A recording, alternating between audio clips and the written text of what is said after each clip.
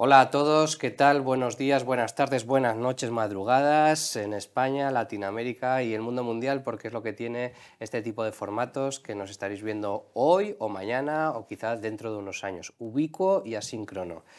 Es el ciclo de contrato social, nuevo contrato social, la democracia que nos une, una mesa que le hemos llamado, siguiendo un poco con esta retórica, con esta narrativa, las instituciones como hardware de la democracia. Y tenemos a tres invitados, como siempre, de lujo para hablarnos de este tema que es transversal, pero que va a dar mucho que hablar, vamos a reflexionar, vamos a darle vueltas a este interesante ámbito. Hablamos de contrato social en el sentido de, bueno, pues en fin, una forma de transformar, de repensar, de rediseñar las instituciones. Contrato social al servicio de un futuro mejor, por una parte, de una expectativa de futuro mejor, y por la otra de la idea de construcción colectiva, de la idea del nosotros. Y eso es precisamente un poco lo que hacemos en el Laboratorio de Aragón Gobierno Abierto. Y para hablar de este tema desde el punto de vista de las instituciones como generadoras de contractualidad social y por lo tanto instituciones como generadoras de futuro, como proveedoras de expectativa de un futuro mejor, pero también de construcción de lo colectivo, de cohesión social, de idea de comunidad.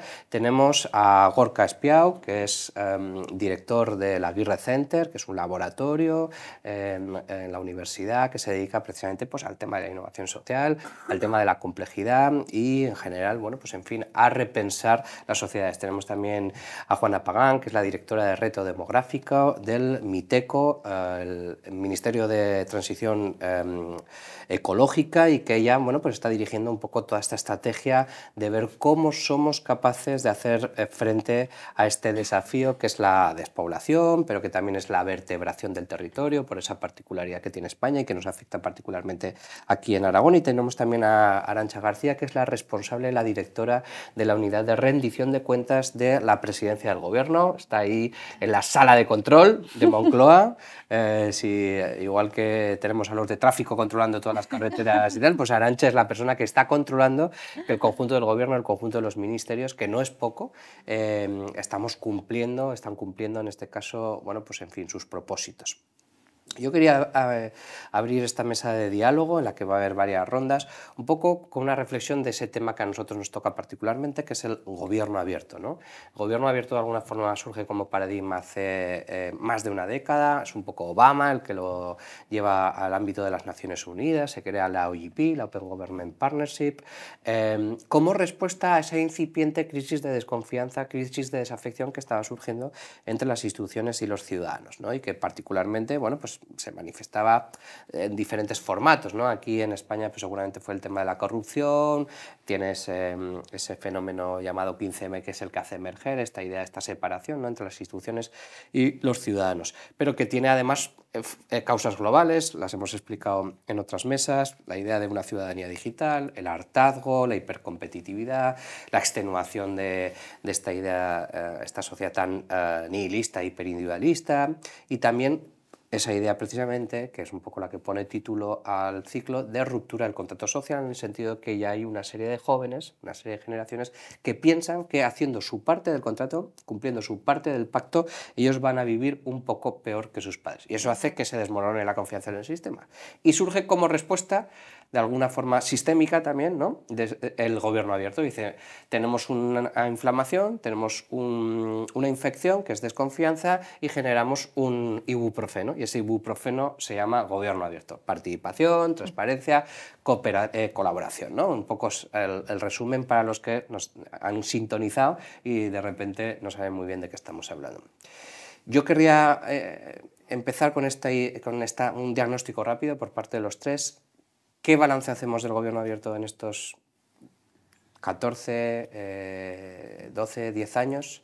¿Estamos mejor? ¿Hemos alcanzado cotas? ¿Hemos cumplido objetivos? ¿O tenemos todavía muchas debilidades, muchas carencias? Y os lanzo también una idea, ¿no?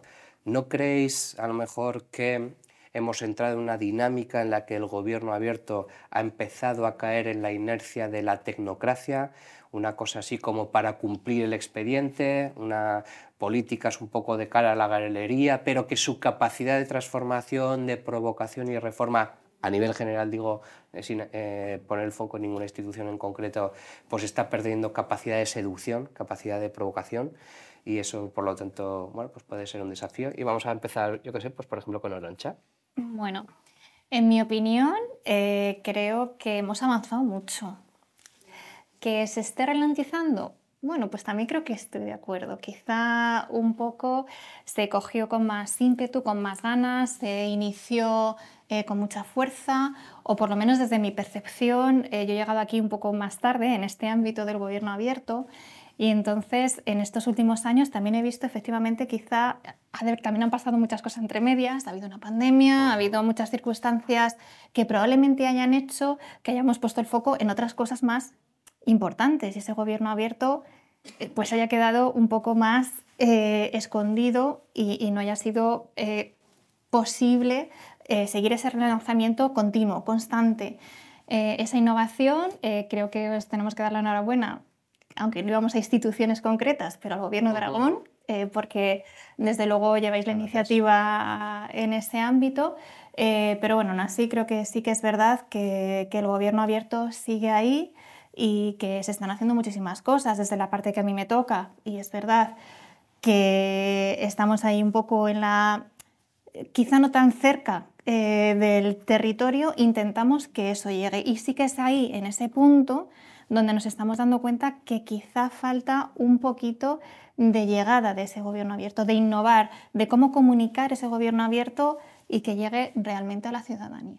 Luego hablaremos un poquito más de esto, pero Arantxa dirige una herramienta que se llama Cumpliendo, que es, digamos, la sistematización del plan de gobierno de la legislatura, todos los objetivos de un plan, o sea, del gobierno nacional, y el chequeo, ¿no? La rendición de cuentas de forma transparente de que eso se está o no cumpliendo, ¿no? Con todo lo que implica. Eso es, o sea, esto nace a partir, es una iniciativa del propio presidente del gobierno, que en su discurso de investidura se compromete a rendir cuentas ante la ciudadanía de forma periódica. Esa rendición de cuentas la hacemos semestralmente, bueno, la hace el presidente del gobierno semestralmente, en julio y en diciembre, y parte de que se hace un listado de los compromisos que se adquiere por parte del gobierno, por parte de los miembros del gobierno. Bueno, ahora mismo vamos por 1.500, algo más de 1.500, pero bueno, se inició con primero los acuerdos que se hicieron en el discurso de investidura, con las otras formaciones políticas que permitieron esa investidura y bueno, pues con las comparecencias y manifestaciones públicas que hicieron los ministros y ministras en su momento.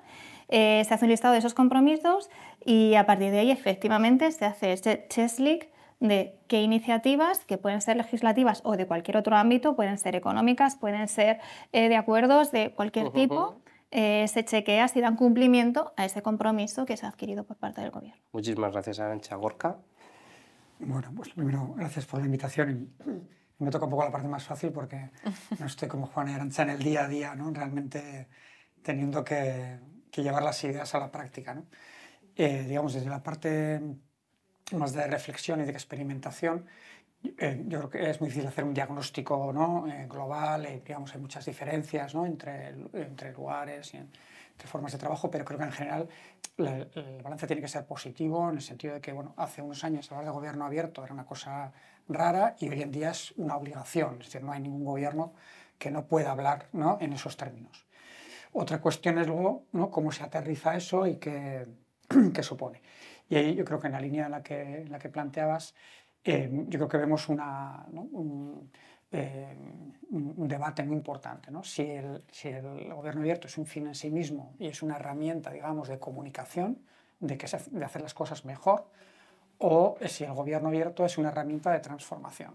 Y entonces ahí, pues como bien decía Arantxa, hay laboratorios, como puede ser en este caso el de Aragón, que si tú ves lo que hace, es claramente en una línea de transformación, pero hay muchas prácticas que todavía no están en esa clave, ¿no? En nuestra opinión esto es muy importante porque supone un cambio cultural total, ¿no? Es decir, lo que nos ha enseñado el gobierno abierto es realmente aceptar que los gobiernos ya no tienen las soluciones a todos los problemas. Es decir, culturalmente, antes de toda esta estrategia, ¿no? Se suponía que el gobierno tenía que tener solución a todas las cosas, ¿no? Y en la medida en que eres más transparente, pues tienes que admitir que hay muchas cosas que no sabes. Entonces, claro, aceptar que un gobierno acepte que no sabe es un cambio cultural radical que afecta a la forma en la que las personas trabajan en los gobiernos y a la forma en la que la ciudadanía se relaciona con el gobierno. Es decir, ya no es, digamos, una relación, ¿no?, de arriba abajo, sino que es una relación de colaboración. Es decir, cómo podemos juntos, ¿no?, conseguir. Entonces, para mí eso es la gran aportación y el gran reto, porque claro, aceptar que no sabemos se dice fácil, pero luego tiene unas implicaciones en la gestión, ¿no?, en las herramientas que utilizamos de la gestión, que todavía estamos descubriendo. Entonces, bueno, insisto en que hay laboratorios como este que abren un camino, no es el de todos, pero para mí el camino más interesante. Muchas gracias, Gorka. Bueno, pues está aquí, ahora vamos a ver qué dice Juana, pero ya emergen dos ideas fuerza, ¿no? Por una parte, hemos recorrido mucho y aunque a lo mejor pues, nos queremos poner siempre el listón más alto, lo cierto es que lo que hemos hecho hasta ahora no es poco, ¿no? Hemos consolidado la cultura de gobierno abierto. Y otra idea que lanza también Gorka, que me gusta mucho, algunos hemos demostrado que veníamos para abrir, pero que abrir era solo la mitad del trabajo, que luego abríamos para transformar, ¿no? ¿Cómo lo ves, Juana? Bueno, pues a mí la vida me lleva al gobierno abierto permanentemente, aunque creo que la pregunta que nos hacías sobre si el concepto de gobierno abierto, esa etiqueta, ¿no?, que también se puso de moda, porque es así, en las políticas públicas, ¿no?, tenemos estos momentos donde de repente algo que parece que va a ser lo que nos dé la clave para, bueno, pues para llegar más a la ciudadanía, para construir mejor políticas públicas. Y durante un tiempo parecía que esa etiqueta nueva de gobierno abierto pues nos estaba dando una ecuación facilitadora.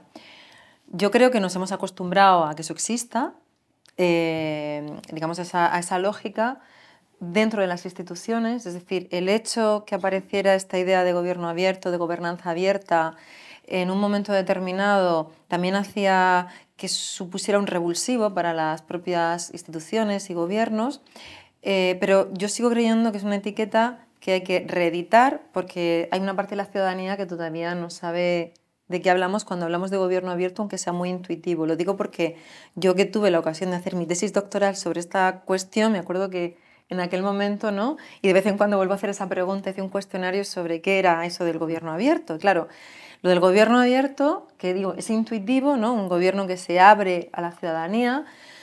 En su definición y en lo que tenemos que implementarlo es un concepto que habla de tres cuestiones, donde creo que seguimos avanzando mucho en una, que es la de la transparencia y la rendición de cuentas. Que la representa además muy bien Arantxa. Efectivamente, pero que seguimos teniendo una deuda con los otros dos pilares, que son la participación / colaboración y co-creación, que eso ya es un poco el sumum de lo que hacéis aquí en Aragón, pero seguís siendo todavía un rara avis, efectivamente. Por tanto, ¿qué es lo que pasa ahí y por qué? Sin duda, hay una cuestión que tiene que ver con cuál es el nivel de gobierno más adecuado para llegar a esas dos ejercicios que son, digamos, el pleno del gobierno abierto, ya es el ámbito local o en este caso el regional. La Administración General del Estado, o en el caso de Arantxa o en el caso propio del Ministerio, es difícil. No digo que sea imposible, pero es difícil porque no hay una lógica de experimentar en el territorio. No se toca la política pública, no se ve a las personas, ni los ojos, ni las almas, ni los nombres, ni los apellidos. Y eso es un problema.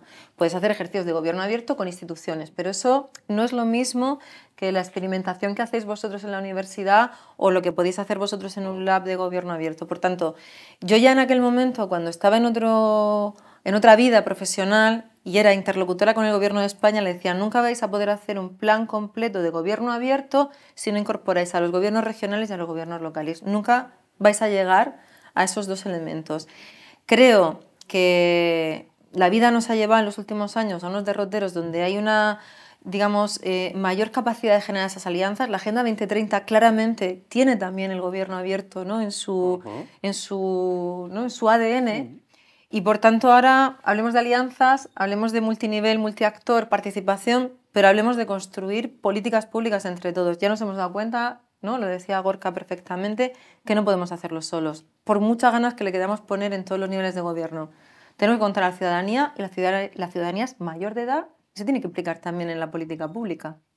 Muchas gracias, Juana. Yo creo que engancha con esta idea que tenemos nosotros, que hace años que empezamos a darnos cuenta de que era imposible deslindar gobierno abierto e innovación pública, ¿no? Que parecía que eran como dos paradigmas y para nosotros nos dimos cuenta, mira, es imposible innovar sin abrir y es imposible abrir sin innovar, ¿no? Y de alguna forma el laboratorio surge de la simbiosis de esas dos ideas. Sigo contigo, Juana, porque bueno, además de directora general actualmente de Reto Demográfico, tienes una dilatada trayectoria en la Federación Española de Municipios y Provincias, eres una municipalista aguerrida, absoluta que y has estado convencida. ahí muchos años metiéndole tal, una de las personas seguramente en España que mejor radiografía la realidad local de las entidades locales. Y bueno, a mí me gustaría que desde esa atalaya privilegiada que tenías en la FEM, me cuentes si esto, bueno, me dabas ya una pista, ¿no? Pero de esto del gobierno abierto es una cosa que sucede de forma mucho más natural conforme vamos bajando la escala, es decir, que es mucho más fácil en la ciudad de 20.000 que la de 1.000.000, o incluso una cosa natural que no hay ni siquiera que organizar en el concejo o en el pueblo de 500, ¿no? De 600 habitantes, ¿no? Eso me gustaría que me hablaras de eso. Y me gustaría también que en la medida de las posibilidades, porque también nos sigue gente, Aragón es una realidad con 700, casi 800 pueblos, en la que es verdad que la mitad de la población vive en Zaragoza, pero tenemos otras muchas localidades, que nos pusieras ejemplo, desde ese observatorio privilegiado en el que has estado tú, de buenos ejemplos, de casos prácticos o de best practices en las que el gobierno abierto o la innovación social, bueno, pues de alguna forma ha revitalizado, ha servido, ¿no? Para darle un poco una nueva perspectiva a esas localidades y particularmente si eso te lo estás llevando tú a tu CADO actual, a tu cartera actual, que es el de el reto demográfico, que no es nada fácil porque es como el paradigma de un problema complejo, ¿no? Que luego le preguntaremos a Gorka un poco esto de la complejidad, ¿no? Pues sí, a ver, yo como decía, yo llevo yo misma el ADN, me pongo varias agendas, la del gobierno abierto, la de los ODS, la de la agenda urbana, entonces todo eso, coctelera, y lo llevamos también evidentemente a hacer un trabajo que tiene que ser trabajar con respeto con el territorio. Y cuando digo esto, yo lo repito mucho. Pero bueno, para los que no me han escuchado nunca, en todas las latitudes que nos están escuchando, trabajar con respeto con el territorio quiere decir trabajar con respeto con las personas que están en el territorio, con ¿no? Actores y actrices bien electos, electas, técnicos, sociedad civil, la cultura, en entornos, digamos, de menor población o de población intermedia, que como bien decía Raúl, hay cuestiones que surgen de forma natural, pero que hay que mantenerlos, porque las cosas, digamos, la continuidad y la participación es algo a lo que hay que invertir. La innovación, bueno, uno puede tener un día una buena idea, pero desconectado de otras ideas, de personas, de talento y de algo que empuje a un fin superior y a que eso además tenga un seguimiento, pues eso necesita del impulso. Y el impulso lo hacemos las personas que creemos en según qué procesos. Porque el proceso de hacer una política pública abierta, compartida, co-creada, pues es más costoso. Es mucho más bonito, pero es más costoso. Requiere esfuerzo. Y eso tiene que ver con que hay que conocer la realidad territorial. Desde lo que nosotros, o lo que yo veía cuando trabajaba en la FEN y cuando vuelva a estar ahí en mi casa, en esa organización tan maravillosa donde puedes ver tantas realidades, la verdad es que la resultante de ver lo que hacían los gobiernos locales era tremendamente estimulante, porque no sé, yo creo que en los últimos 10 años, 10, 15 años, yo bueno, lo voy a cifrar en la última década, veías cómo los ayuntamientos, no solamente las grandes ciudades, Vitoria, Barcelona, Sevilla, Valencia o Madrid o Zaragoza, sino ayuntamientos más intermedios, enseguida cogían la bandera y querían hacer un proceso, ¿no? Querían engancharse a un carro que tenía que ver cómo conecto con mi ciudadanía.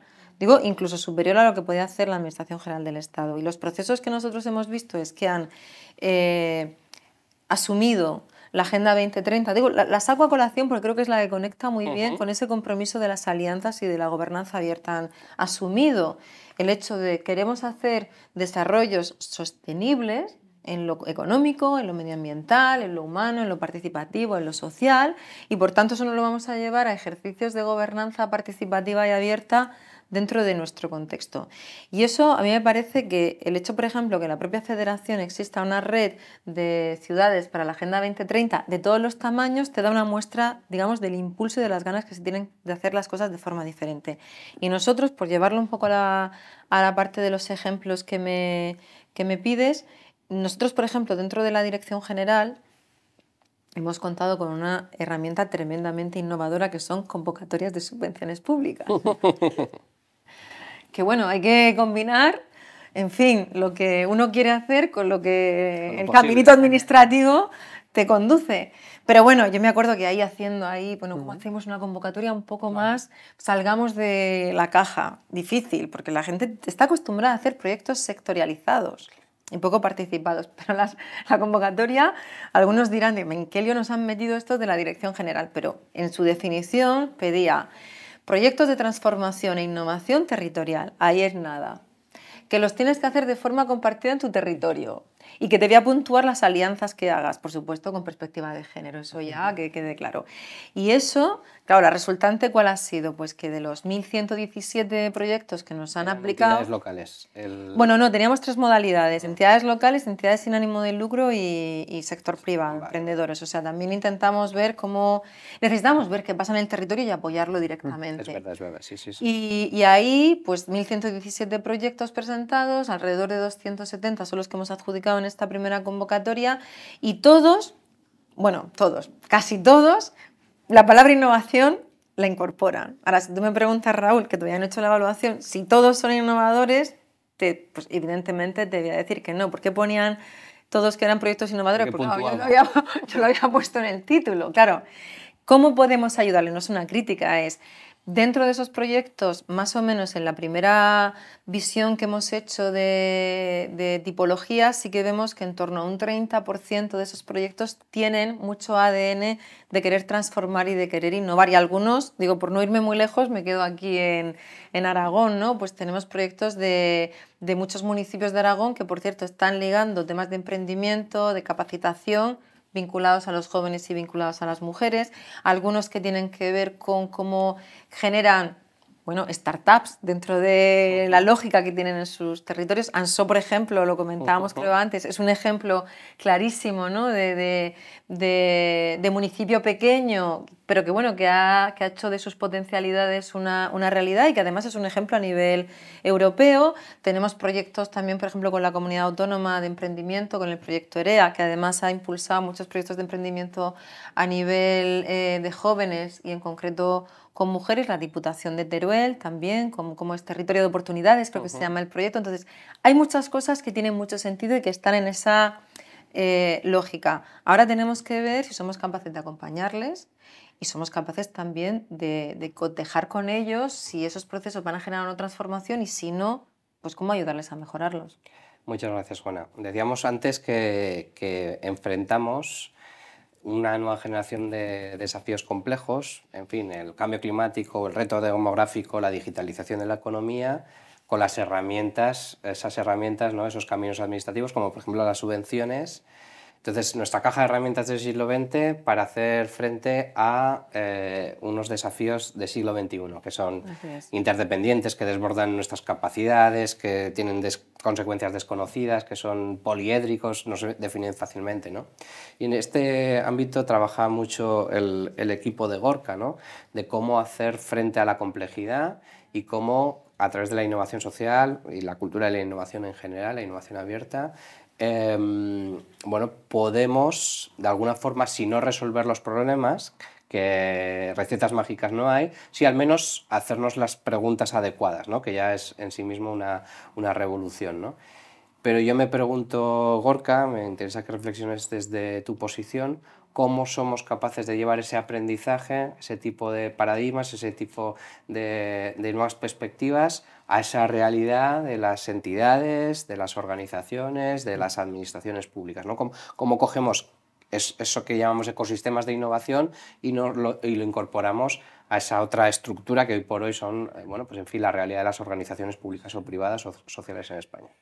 Pues bueno, es la pregunta. Sí, primero yo no lo sé, y si alguien lo sabe, ¿no? Pero Sí creo que tenemos buenas noticias. O sea, creo que hace unos años hablar de esto era muy complicado porque todavía no nos habíamos dado cuenta que había que desaprender. Es decir, la lógica de la administración, en general la lógica de la sociedad, lo que había hecho ha sido coger los procesos tecnológicos, y en una ciudad como Zaragoza, ¿no? Industria del automóvil, ¿no? Del motor, es decir, había impregnado todo. Es decir, ¿tú cómo haces una cosa compleja como es un vehículo? Pues separando las partes. Y entonces hay especialistas de esta parte, de la otra, y luego los pones en la cadena y luego se ensambla y ahí tienes un producto complejo. Lo que se ha hecho ha sido simplificar las partes y luego tienes un resultado final. Esta lógica es la lógica con la que se construye la administración pública. Y es igual, hay problemas complejos, pero los separamos. Esto es de asuntos sociales, esto es de la economía, esto es de no sé qué, no sé cuál. Y entonces la lógica, que es la lógica que viene del mundo tecnológico, el mundo público la asume y dice, claro, es que digamos, la gente seria, los que saben de esto, que saben solucionar problemas complejos, que mira, han hecho un coche, pues estos saben de cómo se solucionan estas cosas. Y entonces lo que tenemos que hacer en la administración pública es aprender de ellos. Y esa percepción ha impregnado la administración pública, ¿no? Durante décadas, hasta que de repente la evidencia científica nos está diciendo que cuanto más separamos, menos impacto tenemos. Es decir, que una cosa es hacer un coche y otra cosa es hacer una política social. Es decir, para hacer un coche te vale esa lógica, pero para generar, ¿no? En una solución a la despoblación, pues cuanto más separas, peor. Entonces, claro, esto hay mucha evidencia científica.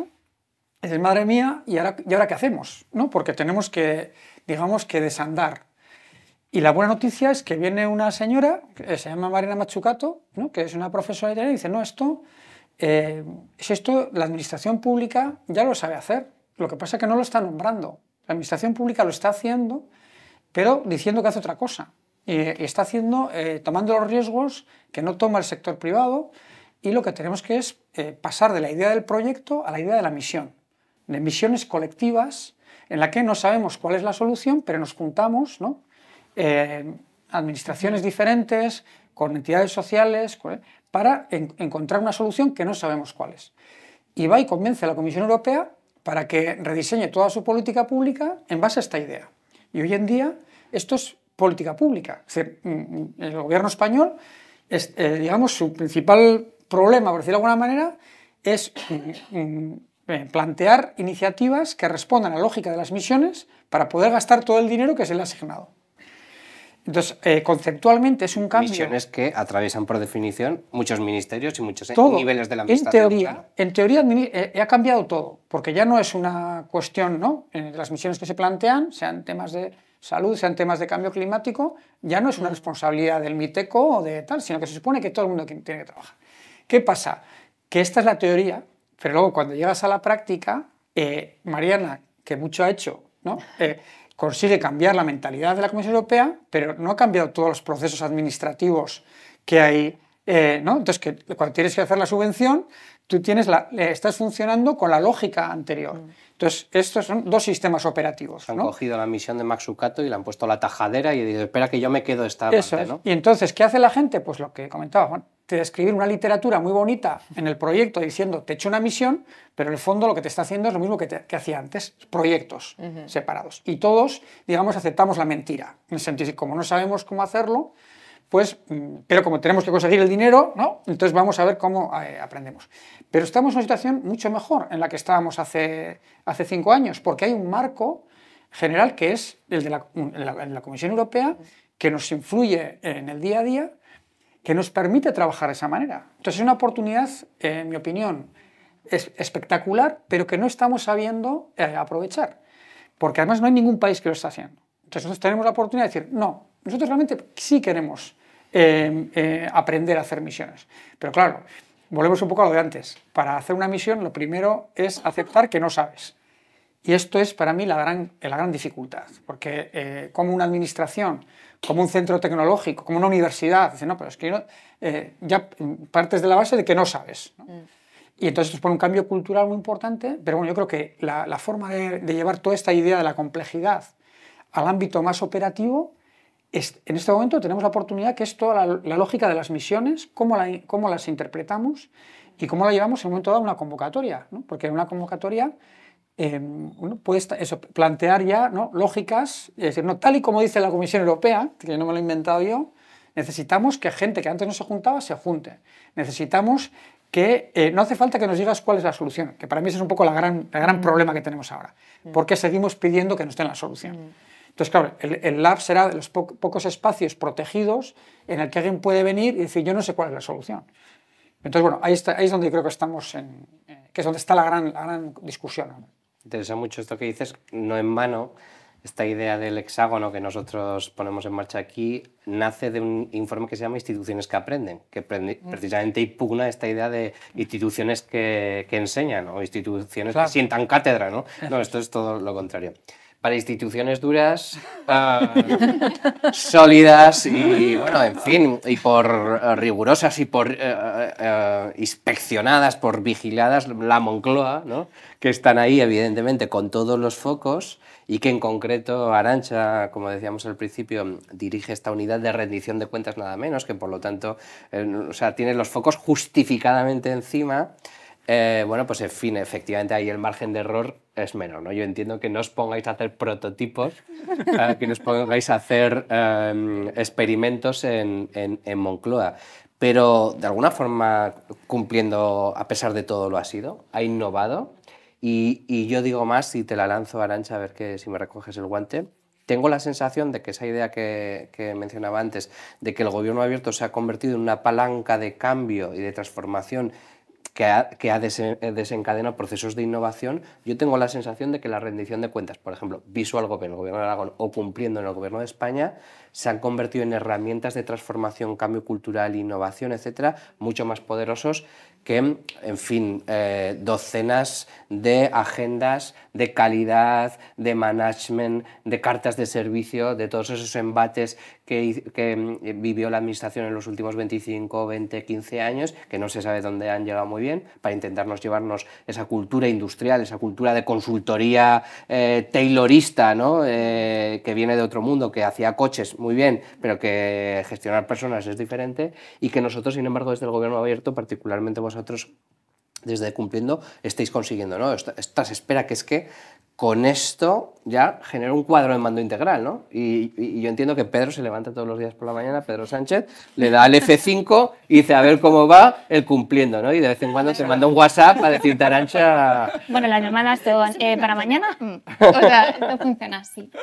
A ver, quiero abordar 3 cuestiones, yo creo que fundamentales. Bueno, por supuesto, me alegra escuchar que creo que sí que Cumpliendo ha sido innovación. ¿Por qué? Porque no existía. O sea, ningún gobierno en España había hecho nada y, por supuesto, una unidad de rendición de cuentas, eso jamás había existido. O sea, en ese sentido es innovación. Además, ha supuesto pues una concordancia entre toda la ejecutiva, o sea, entre todo el gobierno ejecutivo. O sea, es un poco a colación de lo que decía Gorka. Ya en una misma unidad tenemos información de toda la actividad que existe a nivel ejecutivo, de los 22 ministerios. O sea, son 22. Y se hacen muchísimas iniciativas en todos los sentidos. O sea, esa parte yo creo que es muy positiva, porque además es un control tanto interno como externo. Arantxa es una de las 4 o 5 personas en España que se sabe los 22. O sea, Sí. no creo que haya muchos más. Sí, efectivamente. O sea que bueno, yo creo que esa es una parte muy positiva a nivel ejecutivo porque precisamente está mucho más conectado. Hay compromisos, de esos 1.500 compromisos que también hablaba al principio, hay compromisos compartidos por varios ministerios. Pues eso supone un trabajo conjunto, por supuesto. Esa es una parte que creo que es fundamental y que no se ve fuera, pero que yo creo que sí que sirve muchísimo para fuera. Y segundo, hemos avanzado en transparencia, pero hemos avanzado en transparencia útil, que yo siempre quiero poner ese apellido. ¿Por qué? Porque tú puedes poner información ahí a tutiplén a la ciudadanía, pero que no se enteren de nada ni sepan para qué sirve. Nosotros sí que hemos hecho ese cuadro de mando, que nos ha costado muchísimo, o sea, es un esfuerzo brutal. Pero ahora mismo nosotros tenemos en la web de Moncloa, dentro de Cumpliendo, hay una parte gráfica, que es un panel dinámico que le llamamos nosotros, que está dividido en 41 temáticas para que la ciudadanía acceda y diga, uy, que hemos hecho un empleo, y le da el botón de empleo. Pedro Sánchez, pero ojalá y todos los ciudadanos también fueran y dijeran, ¿qué hemos hecho en empleo? Y pueden decir exactamente a qué nos habíamos comprometido o qué se había comprometido el Gobierno de España en empleo y qué se ha hecho en empleo y qué porcentaje de cumplimiento tenemos en ese ámbito. O sea, no solamente es la transparencia y que hemos hecho, sino que sea útil y que las personas tengan esa capacidad de escrutinio sobre las políticas públicas que se están haciendo. Vale que no somos evaluación, es verdad, somos rendición de cuentas. O sea, un paso más sería evaluación de políticas públicas. Pero, por cierto, también se ha aprobado recientemente la ley de institucionalización de evaluación de políticas públicas. O sea, que poquito a poco damos las herramientas. Es verdad que desde el Gobierno de España, pues hombre, no se puede llegar tanto. Pero, por cierto, también tenemos los cumpliendo territoriales. Todos los delegados y delegadas del Gobierno, que son otros 19, o sea, 22 ministerios y 19 delegados y delegadas del Gobierno, después del cumpliendo general, que llamamos nosotros global, que hace el presidente del Gobierno, después de los 22 que hacen los ministerios, sus notas de prensa al día siguiente, unos días después, cada delegado y delegada del Gobierno hace su rueda de prensa sobre cumpliendo. Y eso sí que llega más a la ciudadanía. Y tristemente, en ese sentido triste, pero alegre, porque tiene mucha más repercusión a nivel territorial. Ojalá y cumpliendo a nivel estatal tuviera esa repercusión. Lo intentamos hacer, o sea, donde nos llaman, ahí vamos.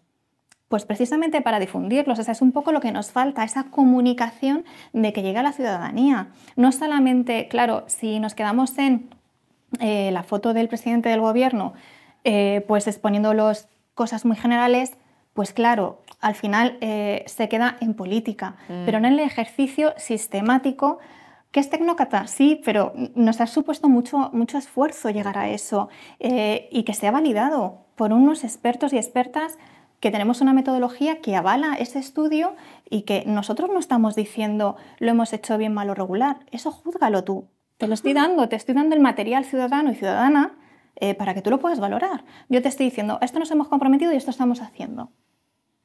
¿Que no hemos cumplido todo? Pues probablemente no. ¿Que lo hemos hecho mejor? Vale. ¿Que te ha gustado? Perfecto. ¿Que no te ha gustado? Bueno, pues aprendamos de ello. O sea, es un poco generar este debate público que nos permita mejorar en ese sentido, pero por lo menos lo ponemos de forma útil para que la gente tenga acceso. Y la otra parte que quería decir es que, bueno, estamos en la Semana de la Administración Abierta por parte de la Administración General del Estado. Y la diferencia es que el año pasado, por ejemplo, hubo 500 eventos, ¿vale?, a lo largo de todo el territorio. Este año son 1024. Estamos empujando mucho esa parte. El año pasado, no hubo presentación por parte de ningún ministro ni ministra. Este año tenemos 11 ministros y ministras que van a participar en actos de gobierno abierto, precisamente para presentar esas políticas públicas, porque si no es muy difícil, nos quedamos... Bueno, yo es que la parte de la comunicación la llevo regular porque creo que nos quedamos en el titular y en lo más superficial y que realmente no se transmiten las cosas que son importantes. Muchas gracias, Arantxa, por sacar este tema de la Semana de Administración Abierta. Nosotros participamos, creo que de hecho esta misma actividad forma parte de nuestra agenda de Administración Abierta, y lo que pasa es que somos tan militantes que nosotros hacemos 52 semanas de la Administración Abierta. Claro. Y ya solo nosotros nos hacemos 300 actos al año, ¿no? Porque somos así de motivados. Pero fíjate que yo, que soy un poco ciclotímico, y venía con el vaso medio vacío, ¿no?, a la mesa, y escuchando a Gorka, a Juana y a Arantxa, me estáis convenciendo de que, ostras, pues en fin, las cosas efectivamente queda mucho por hacer, pero lo recorrido no es poco, ¿no? Seguramente es verdad que transparencia, rendición de cuentas es, sin lugar a dudas, el vector, el eje más desarrollado de los tres que tiene el gobierno abierto, que de participación ciudadana, bueno, pues evidentemente depende más de los municipios. Yo creo que ahí, bueno, pues en fin, podríamos hacer un balance más neutral, y que el tema de la colaboración, el codiseño, es lo que es el tercer invitado, que todavía estamos como adaptándolo. Creo que también hay un tema de capacidades, ¿no?, de qué somos capaces de hacer, de qué herramientas nos encontramos, y cuando digo herramientas también digo de personas, ¿no?, en las organizaciones. Nosotros trabajamos mucho con este tema de las soft skills, en fin, del cambio cultural, de las habilidades que hay que entrenar, de la cultura del error, el prototipado, etcétera, un poco la idea esta de los 6 vectores. No sé, me gustaría que os matizarais, que os ampliarais entre vosotros alguna cosa que se ha quedado en el tintero. Este es el turno un poco para esas intervenciones más libres y luego le damos paso al público, así sobre la marcha. Pues yo misma. Venga, Juana. Bueno, recogiendo desde luego lo que comentabais todos, que como siempre estos espacios son de aprendizaje y aprovechar también la oportunidad para felicitar a Arantxa, a toda su unidad y a la presidencia del gobierno por ese programa y esa rendición de cuentas tan importante, y compartir también un poco esa especie de pequeña frustración de que por qué eso no somos capaces, ¿no?, de que se vea más, ¿no?, ese esfuerzo, que es un esfuerzo honesto y sincero, que hay que tomar una decisión de hacerlo y poner a toda la administración con la carga de trabajo que tiene cada persona, es una más, pero yo creo que es algo que hemos llegado a tener una sociedad mucho más comprometida con eso en su conjunto. Así que, o sea, va de suyo la enhorabuena. Perdona. Porque creo que ahí es una frustración eterna y perpetua. Porque esto, en el mundo de las redes, la idea de la comunicación es que le puedes meter todo el carbón que quieras, que siempre pide más, ¿no? Es verdad. Entonces, nosotros que hacemos mucho y que prácticamente todo el equipo está en redes sociales, tenemos la sensación de que lo hacemos poco, y entiendo que por fuera pensarán que hacemos mucho, con lo cual es como muy frustrante eternamente, ¿no? Sin más. Lo sé, y no me quiero alargar mucho, aunque cuesta, pero porque quiero hacer una reflexión en relación al trabajo que están haciendo ellos y llevármelo a algo que estamos haciendo nosotros de forma mucho más modesta, que luego me va a dar pie también a una cuestión que me hacía pensar Gorka, y es que nosotros, claro, somos una unidad, la Secretaría General de Reto Demográfico es una unidad nueva, ¿vale? Nueva. ¿Había algo hecho? No. Vale. Yo no lo digo ni para bien ni para mal, pero eso dice, qué bien, Juana, lienzo en blanco. Y digo, bueno, ya. Espera. Y entonces llegas y dices, no, que hay que hacer un plan de políticas de reto demográfico en todo el gobierno. Y esto yo llegué a finales de enero del 2021, en marzo del 2021, el 16 de marzo en concreto, siempre me acuerdo de esa fecha, y digo, es la única fecha que he puesto yo y se ha cumplido, porque ese día estuve yo arrepintiéndome de por qué yo había puesto esa fecha, siempre las cosas se posponen, pues no, esta no se pospuso. Comisión Delegada de Reto Demográfico, que es un Consejo de Ministros, Ministras bis, donde hablamos de estos temas. Y hay que hacer una planificación con medidas de todo el gobierno, cuando a su vez se estaba construyendo por cada ministerio el plan de recuperación, transformación y resiliencia. Y es nada, yo creo que todo el mundo le caímos un poco mal. Luego yo le decía al equipo, vamos a ser muy simpáticos con todos porque, claro, tenemos que llevar un plan. Conseguimos el plan 130, que, oye, creo que fue lo que mejor pudimos hacer en ese contexto, pero evidentemente la aspiración es mucho mayor, porque no es exactamente un plan, es un sumatorio de medidas. ¿Y cómo las mides? ¿Y cómo las cuentas? ¿Y cómo dices estamos cumpliendo ahí, no? Pues hemos tenido que construir un cuadro de mando nosotros mismos. Y nos ha costado, ¿eh? Todavía tenemos que ver cómo lo ponemos en marcha. ¿Para qué? Para hacer algo que tiene que ver con, pero ¿qué políticas son las que impactan en el territorio? ¿Pero cuál es el territorio reto? ¿Los menos de 5.000? ¿Los que pierden población? ¿Los que no tienen densidad? Y priorizo en Aragón, pero me dejo a Valencia. O sea, muy complejo. Un montón de medidas diseñadas, y ahí también pongo el inciso, casi siempre pensadas en ciudades y no en territorio. Pero ese ejercicio que también estamos haciendo nosotros y que ahora ya nos permite tener unos datos que antes ni los soñábamos, ya nos está empezando a dar mucha información para la construcción de política pública. Y eso es nuestro propio ejercicio, ¿no?, de rendición de cuentas, pero todavía no hay que ponerlo luego sobre la mesa para poder hacer el siguiente paso, al menos de la participación y colaboración con los actores esenciales. Y esto me lo llevo también a lo de las misiones, ¿no? Yo que conozco bien el tema de las misiones, pero nunca había aplicado que podríamos llamar nosotros como misión, porque nosotros tenemos, yo en el Real Decreto de Competencias tengo competencia en todo y en nada.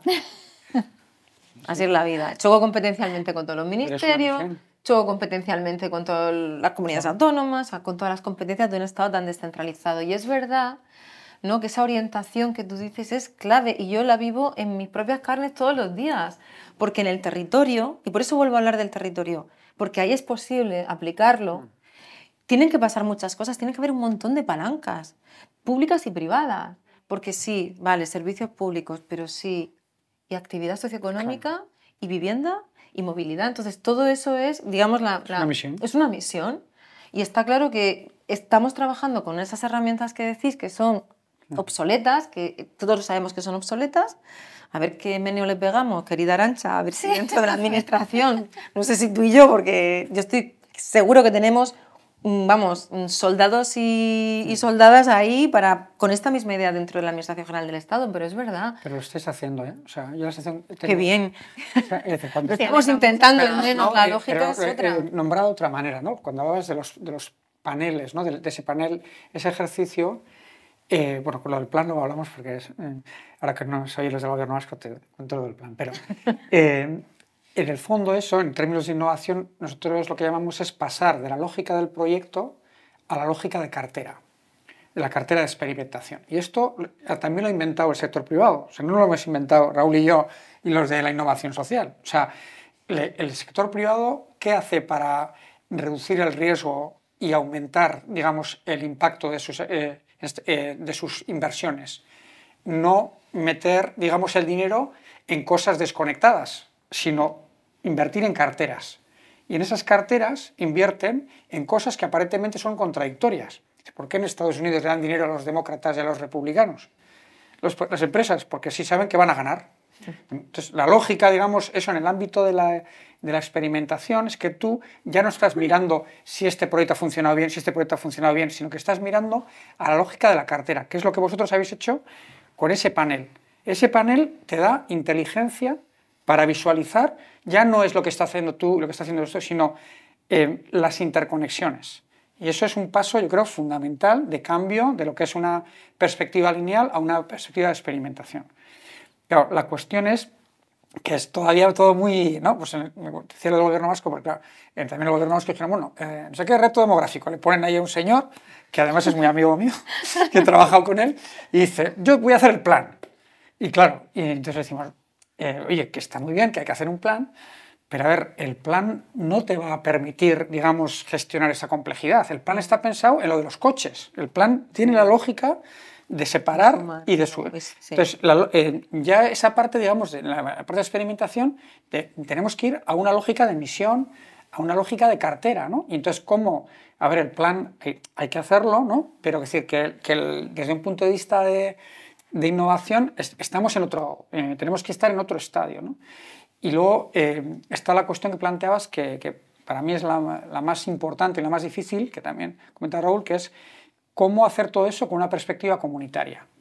Porque digamos, la participación a veces se entiende también como un espacio, si estoy simplificando, ¿no? Es decir, bueno, hay una serie de gente muy lista, ¿no? Que son los ingenieros de los que hacen el coche, los expertos, que necesitamos que luego venga la gente y que utilice el coche, ¿no? Y entonces montamos unos talleres para que la gente participe. ¿De qué color quieres el coche? Ah, azul, lo quiero azul. Ah, muy bien, muy bien.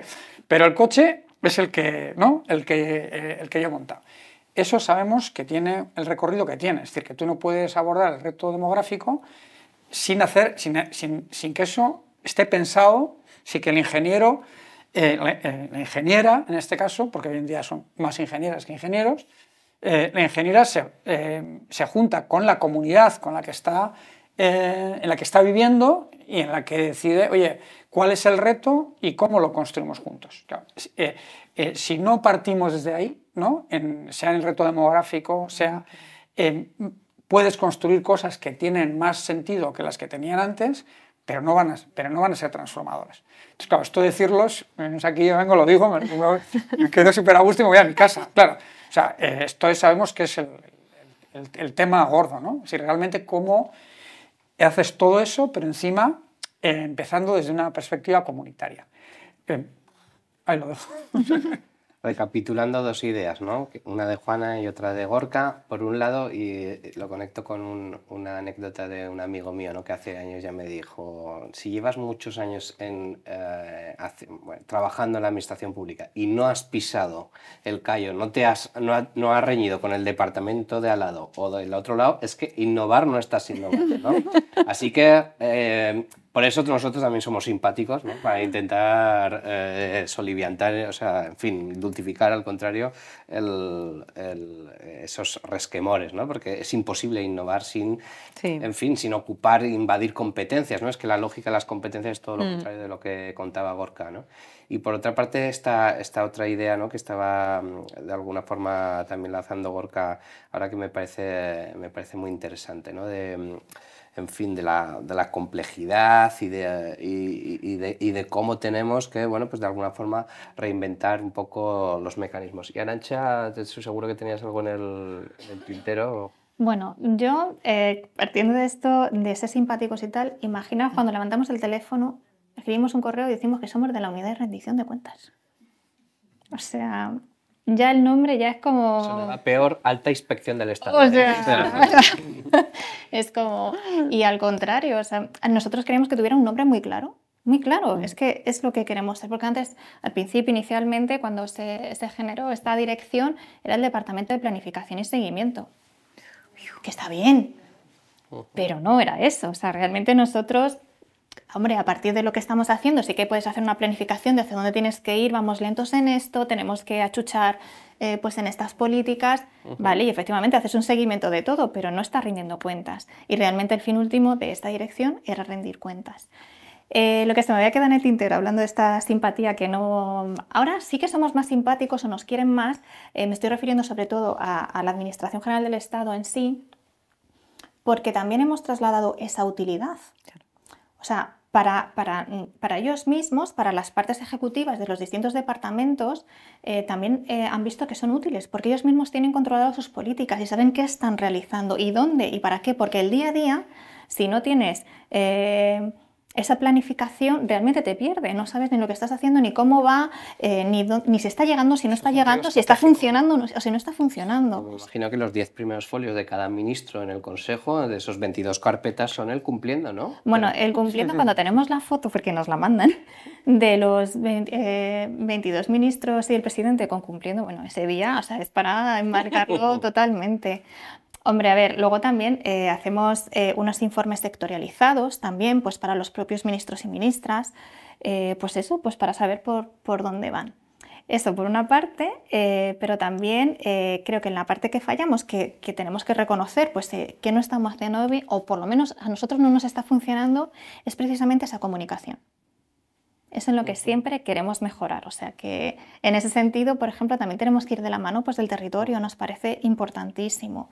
Entonces, pues, por ejemplo, la FEM, ¿no? Que has hablado muchísimo de ella, de la federación y que es tu casa, pues sí que se podrían hacer sinergias con ellos o en ese sentido transmitir esas políticas que, vale, que son de la Administración General del Estado, que se ven lejísimos y qué tal, pero que se está haciendo para todos los ciudadanos. En ese sentido, sí que ese panel ojalá y se aprovechara más, fuera más útil, que fuera más conocido, que las personas pudieran realmente opinar con razón, o sea, con datos, con hechos.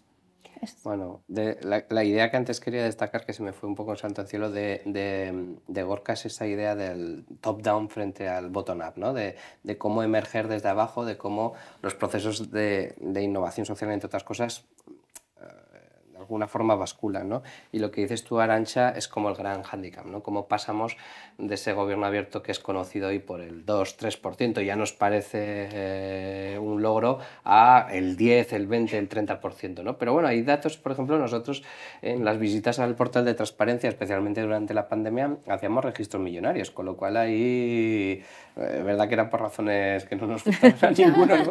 Pero bueno, ahí de repente gobierno abierto se convierte en una palanca incluso de masas, ¿no? de multitudes, y en cierta manera lo sigue siendo, y el Visual Gov, nuestro sistema de rendición de cuentas, la verdad es que ahora no querría mentir a cámara que queda el dato, pero tiene miles y miles de visitas, en todo caso miles y miles de visitas más que lo que tenía el plan de gobierno en PDF colgado, ¿no?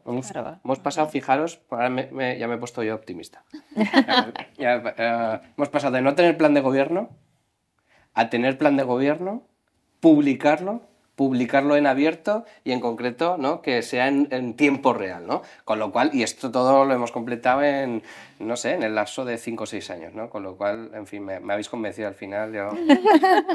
Bueno, y ahora vamos a dar a ver al público, a ver si hay alguna idea, pregunta. Venga, Anabel. No sabía, o al revés, sí lo había visto en los medios de comunicación, pero no era consciente que cuando comparecían las delegadas y los delegados del gobierno no era más que la versión territorial del cumpliendo. ¿Eso estuvo desde el principio en el desarrollo del cumpliendo o lo habéis visto como necesario a posteriori? Lo hemos visto como cada vez más interesante y darle más difusión. O sea, al principio se hizo la parte territorial en el primer cumpliendo, que fue en diciembre del 2020, ahí no hubo. O sea, solamente fue el del presidente del gobierno. Pero ya en el julio del 2021 sí que lo hubo, pero con mucha menos difusión. Se llama informe territorial porque informe qué hay de lo mío quedaba mal. Claro, claro. Bueno, de hecho se llama cumpliendo, pero la comunidad autónoma o ciudad autónoma correspondiente, pero pone cumpliendo. Y ahí sí que es verdad que lo que se hace son más difundir las iniciativas y medidas que se han realizado en ese territorio, pero incluso hay municipales, o sea, pero que haya realizado el Gobierno de España, claro, en el territorio. Pero más que el cumpliendo. O sea, el cumpliendo sí que hay un porcentaje de cumplimiento de compromisos, que lo puedes ver en un montón de clasificaciones, o sea, desde pues, por origen de esos compromisos, ¿no? Que puede ser de los acuerdos de investidura o de cualquier otra fuente, pero también pues, con lo que hablábamos de los temas, ¿no? Sectorializados y de un montón de cosas. La parte territorial, los informes territoriales, se habla sobre todo de las medidas, iniciativas del Gobierno de España que se han realizado en el territorio, ¿no? Y que has cumplido en hacer ese territorio. Pero a partir de julio de 2021 y sobre todo diciembre de 2021 sabíamos que era un bombazo. Que era un bombazo, o sea, que es que realmente tenía mucha más difusión todavía que saliendo el presidente del Gobierno. Pero muchísima más, porque el presidente sale, lo habla y bueno, si 2 días estamos ahí pues en los periódicos, se hacen pues columnas, opinión y tal, vale, sí que estamos ahí, pero 2 días. Pero lo del territorio sí, o sea, era... Y es lo que llamamos cumpliendo o rendición de cuentas en cascada. Porque ya digo, sale el presidente un día, al día siguiente son las notas de prensa de los 22 ministerios hablando del cumplimiento en su sector y unos días después, para que nos dé tiempo a hacerlos, porque si no nos da la vida, pues salen los delegados y delegadas del gobierno haciendo las ruedas de prensa, que suele ser el mismo día, intentamos que sean, o si no, en 2 días. Oye, Arantxa, a mí me gustaría saber cuántos sois en tu unidad de... Somos 6, ¿eh? O sea, que esta revolución ¿Cuántos miles? no la han hecho miles de funcionarios, ¿no? Ahí tal pedaleando, ¿no? Sino que son 6 Somos personas con 6. la colaboración, obviamente, de los 22 ministerios. Sí, pero... sí. pues Y estamos hablando de 1.500 compromisos, imaginaos iniciativas, el volumen que manejamos, unas 10.000 aproximadamente. O sea, ha sido... Y somos 6, ahora somos muchos. Hemos sido menos. Sí, y compartido con muchas otras... o sea, eso de estar ahí en el gabinete, pues bueno, estás ahí un poco para todo. ¿Alguna idea más o pregunta? Gloria.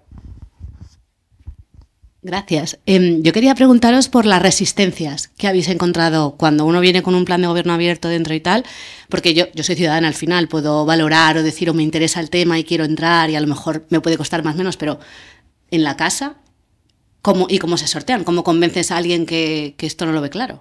Venga, Juana, que... Ninguna resistencia. Ninguna resistencia. Bueno, yo creo que sí, a ver, depende, porque yo estaba pensando ahí, escuchando y sigo pensando que lo que os decía al principio, ¿no? Que los temas de gobierno abierto, / rendición de cuenta, transparencia, han estado durante mucho tiempo en la agenda de la ciudadanía. Me gusta mucho también escuchar a Arantxa de algo que yo también he ido diciendo durante mucho tiempo, transparencia, que es trazabilidad de las decisiones y no datos que están allí, que no entendemos ninguno, ni siquiera los que aparentemente somos expertos en algo parecido a la transparencia. Entonces depende también, digamos, de tu background personal, que depende de muchas cosas. Yo no te podría calificar, ¿no? Por ejemplo, en el equipo que yo estoy metiendo ahí la brecha de procesos de gobernanza abierta, pues tengo de todo. ¿Vale? Pues gente que dice, pero ¿para qué nos vamos a meter en ese lío? Más trabajo. O, pues sí, claro, vamos a validarlo, porque es una forma de, ¿no?, una especie de legitimación constante o de contraste de si nos estamos acertando o no. Por eso decía antes de que estos procesos son costosos. Claro, mientras que esté yo de directora general, va a haber gobernanza abierta. Entonces tienes ciertos niveles de resistencias internas digamos, de los propios equipos que a veces les cuestan. Luego, esto de la transversalidad es muy complejo porque estamos en departamentos estancos y a veces queremos trabajar entre muchos de nosotros, pero simplemente, bueno, expresión que dice Arantxa, no nos da la vida, aunque nos gustaría. Por ejemplo, Arantxa y yo no nos conocíamos hasta hoy. Fíjate tú, estas cosas tiene que llegar Raúl Oliván y ponernos en red, ¿no? Y luego sí que está la lógica, yo creo que en el caso de la Administración General del Estado, que es ese peso que llegas allí y lo ves, lo sientes, ¿no?, te pesa aquí en los hombros y te das cuenta que hay miedos, ¿no? Todavía falta esa cultura de, ¿no?, de, oye, vamos a relajarnos porque nos tenemos que equivocar. Y aquí os cuento yo, no sé, una anécdota. Cuando estamos preparando los ministerios, cuando estamos preparando los presupuestos de cara al año que viene, sufres un examen interno durísimo con Hacienda, que es, ¿te lo has gastado bien? ¿En qué te lo has gastado? ¿Qué me vas a contar ahora? Entonces tú llegas ahí y dices, vale, ese es un buen ejercicio, ¿no?, donde el ministerio en su conjunto, ¿no?, con todas nuestras propuestas internas, que ya te las han cribado internamente, pero bueno, llegas más o menos con un poquito de oxígeno. Yo vuelvo a insistir, nosotros unidad nueva, y entonces te sientas con Hacienda, que es quien tiene, ¿verdad, Arantxa?, ese peso, el poder. Además se sientan como 15 personas delante de ti, tú también vas con 15, pero no es lo mismo.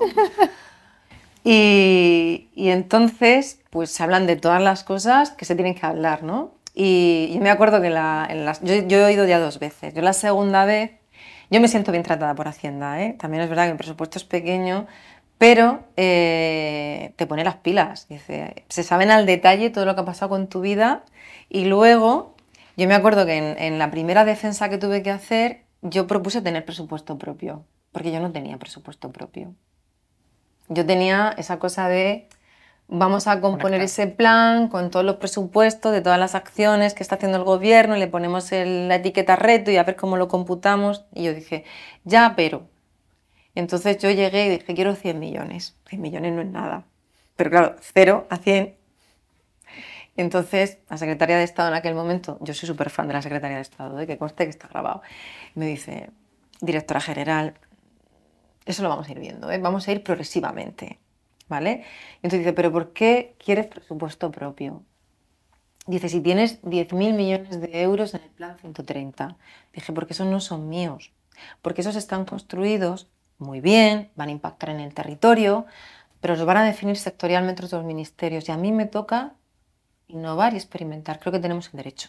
Somos una dirección, habéis decidido en este gobierno que haya una secretaria general, una unidad ejecutiva nueva y nos toca experimentar con lo que tenemos o con lo que nos vamos construyendo, ¿no? Yo no digo que ese fuese el éxito, que ella dijo que sí, pero en mi frase, porque yo estaba aterrada en esa reunión, o sea, no crees que estaba yo tan tranquila, estaba en plan así, sujeta a la silla, y lo único que se me ocurrió fue decir, experimentar, tenemos que intentar hacer políticas pensando en el territorio, desde el territorio y con el territorio, porque está claro que lo que hemos hecho hasta ahora no ha funcionado, la gente se sigue yendo, las oportunidades, los servicios, la economía se concentra, seguramente es una inercia imposible de parar, pero podemos generar un sistema mucho más justo, más policéntrico. Por tanto, qué menos que poder ensayar, ¿no? Digo, para eso habéis decidido vosotros que hay una secretaria general de reto. Y luego ya me callé y dije, bueno, si tengo que llorar, lloro, y si no...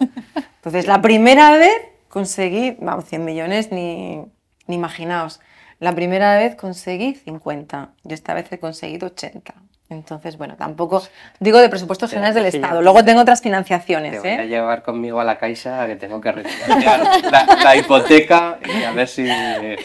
Yo no voy con tanta confianza ni al cajero. O sea, no, espera. Pero... Y yo estaba... Y perdón, ¿puedo seguir con la anécdota un poco? Sí. A ver, en la segunda reunión yo estaba ya con menos ganas de llorar, un poco más. Dije, bueno, la otra vez pedí 100, quedé en 50, voy a ir a 150.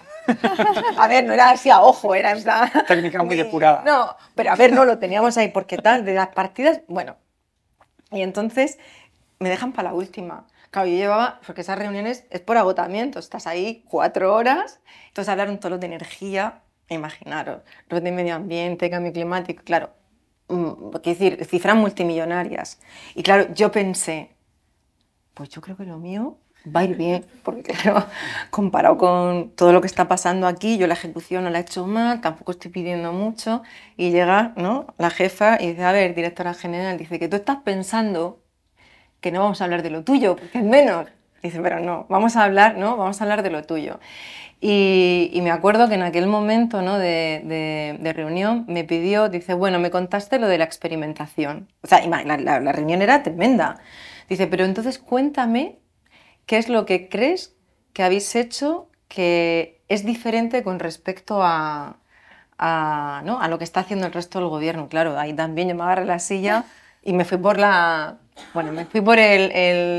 de los proyectos que nos tiene conquistado el corazón y que yo quería mencionar, que es una iniciativa que se llama Campo Rural, que es, por cierto, una iniciativa que le copiamos a la Universidad de Zaragoza, que es de prácticas universitarias de estudiantes de máster y de grado, para hacer en el ámbito rural, ¿no? Un Erasmus rural, que no lo podemos llamar Erasmus y al final tampoco lo podíamos llamar Desafío Rural, que creo que es el vuestro, pero lo hemos hecho, digamos, a nivel nacional y nos hemos saltado a la banca. La verdad es que estamos súper contentos también por la nota de optimismo, Raúl, porque empezamos a pensarlo para ver si eso enganchaba con los chavales y las chavalas y de repente nos desbordó al punto que teníamos presupuesto para 200, tuvimos que rascar como pudimos para llegar a 400 alumnos, 37 convenios con 37 universidades públicas y 1.500 chavales y chavalas lista de espera con ganas de hacer esas prácticas. No os puedo contar la maravillosa experiencia que habrá que conectar con el gobierno abierto, con la participación o con la rendición.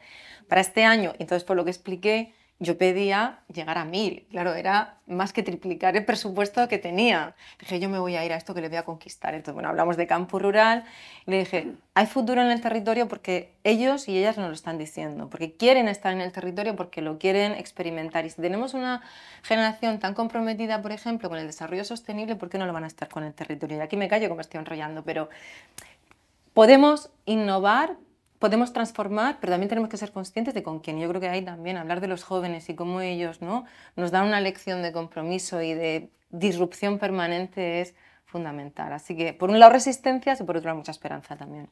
Creo que lo vamos a dejar aquí. Me voy con, si no quieres añadir alguna cosa, Gorka o Arantxa, pero una idea fuerza un poco a modo de epílogo, ¿no? El gobierno abierto implica transformación, ¿no? Lo decía Borja, implica redefinir las relaciones de poder, ¿no? De esa institución que era jerárquica, que era cerrada, que era compartimentalizada, que era patriarcal, ¿no?, que era asimétrica, top-down, ¿no?, de repente a esa lógica desde abajo, bottom-up, que es abierta, que es horizontal, que es empática, que es transversal, ¿no?